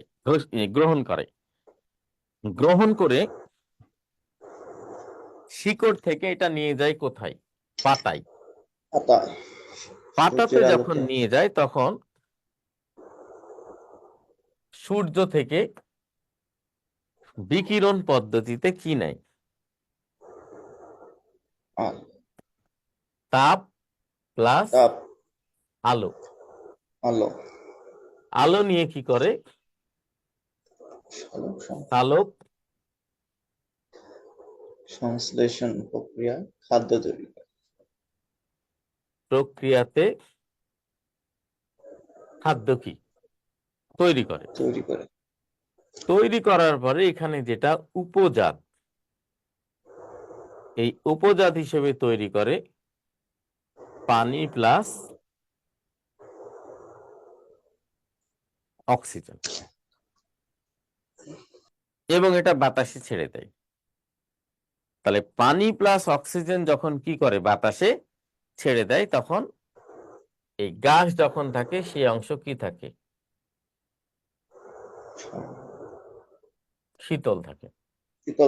তাহলে একটা জায়গায় গাছ যদি থাকে তাহলে শীতল থাকবে, আর গাছ যদি না থাকে তাহলে কি থাকবে? গরম থাকবে।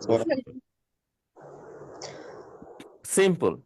এখন 50 জন আছেন, আপনাদের সব আমি একেবারে আগুনের মতো কঠিন জিনিস পানি, ঠান্ডা পানির মতো সহজ করে দিলাম। এখান থেকে সব কোয়েশ্চেন এই জন্যই কমন পড়ে। ক্লাস কেমন লাগলো আপনারা লিখিত একটু কি করবেন, জানাবেন যে আসলে ক্লাসটা আপনাদের কেমন লাগলো, কি কি শিখতে পারলেন, একটু কমেন্টের মাধ্যমে কি জানাবেন, কমেন্ট করে মুখে। কোনো চ্যাপ্টার, কোনো অংশ বাদ দেওয়া যাবে না। স্যার ঝর্ণা কিভাবে স্যার উৎপন্ন হয় স্যার? হ্যাঁ, ঝর্ণা স্যার, কি ঝর্ণা। ঝর্ণা? জি স্যার। হ্যাঁ, এই যে থ্যাংক ইউ জাহিদুল ইসলাম। এখন সিম্পল হচ্ছে কি, এই যে জলীয় বাষ্পটা যায় কোথায় বাধা পায়? পর্বতে স্যার পর্বতে বাধা পাওয়ার পরে এইটা এই পর্বতে বৃষ্টিপাত হয়, এই পর্বতে বৃষ্টিপাত হওয়ার পরে এগুলো আস্তে আস্তে আস্তে আস্তে চিকন চিকন এই বৃষ্টির পানিগুলো যেমন দেখেন না আমাদের সমভূমিতে কি হয়, উঁচু জায়গা থেকে নাহার, ধন্যবাদ নাজমুন নাহার, উঁচু জায়গা থেকে নিচের জায়গায় গড়িয়ে যায়, ওইরকম স্যার পাহাড় থেকেও নিচের দিকে গড়ায়। থ্যাংক ইউ জুই বড়াই, বুঝলেন? স্যার তার মানে বৃষ্টির মাধ্যমে স্যার ঝর্ণার উৎপত্তি হয় স্যার। হ্যাঁ। আগে জানতাম স্যার যে থ্যাংক ইউ দীপান্বিতা। হ্যাঁ, আগে কি জানতেন? আগে জানতাম যে স্যার অনেকগুলা স্যার গাছ থাকে, গাছে পানি শোষে পানি রবিউল, অতিরিক্ত পানিগুলো ছেড়ে দেয়, এইভাবে ঝর্ণা উৎপন্ন হয় স্যার। জানতাম না স্যার যে বৃষ্টির মাধ্যমে হয় স্যার। না থ্যাংক ইউ স্যার। না, থ্যাংক ইউ। আপনারা যেটা 10 বছর 20 বছর কাভার হয়নি, ইনশাল্লাহ আমি 2 ঘন্টার মধ্যে কি ইয়ে করে দেব। তানিয়া খাদিজা, ধন্যবাদ। সবসময় মনে রাখবেন যে কারো কাছে অসম্ভব আর কারো কাছে খুব সাধারণ ব্যাপার। তো ইনশাল্লাহ ভয়ের কোনো কি নাই, কারণ নাই। আর কোনো সময় আপনাকে 100 ধরেন 15তে যদি টিকেন, 110-এ যদি টিকেন, থ্যাংক ইউ সাইমা, 110-এ যদি টিকেন স্বাভাবিকভাবে, তাহলে আপনি কি করবেন? 125-এ, 15তে, 10-এ যদি টিকেন, থ্যাংক ইউ তানিন্দ্রা, তাহলে 110-এ 15তে যদি টিকেন, তাহলে কি আপনাকে যে সাবজেক্ট দিয়ে হোক, যেটা সহজ হবে সেটা দিয়ে আপনাকে 110-এ অ্যাটেন্ড করতে হবে। কেউ যদি অঙ্ক ইংরেজিতে 100% মার্কস পায়, থ্যাংক ইউ, 100% মার্কস যদি পায়, পাওয়ার পরে কেউ যদি কি করে, অঙ্ক ইংরেজিতে 100 পেয়েও যদি যে মার্কে টিকিয়েছে তার হাফ মার্ক কম পায়, তাহলে তাকে কেউ ক্যাডার বানাবে? বানাবে না।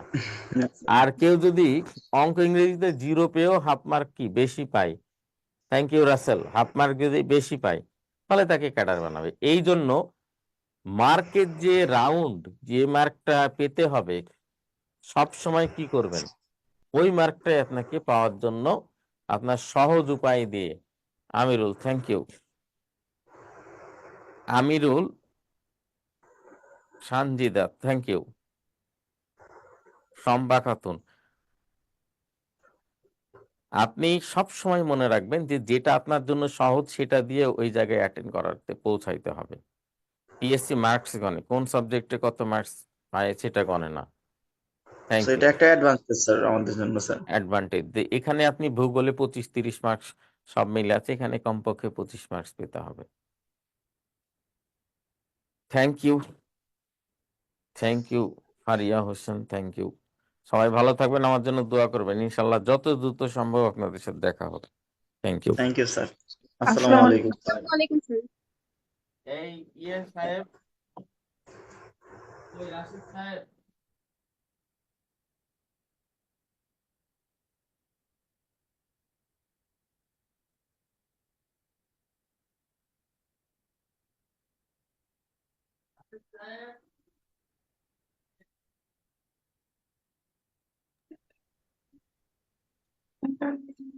আচ্ছা, পরীক্ষা কি সবটা ভূগোল বইয়ের মধ্যেই হচ্ছে নাকি?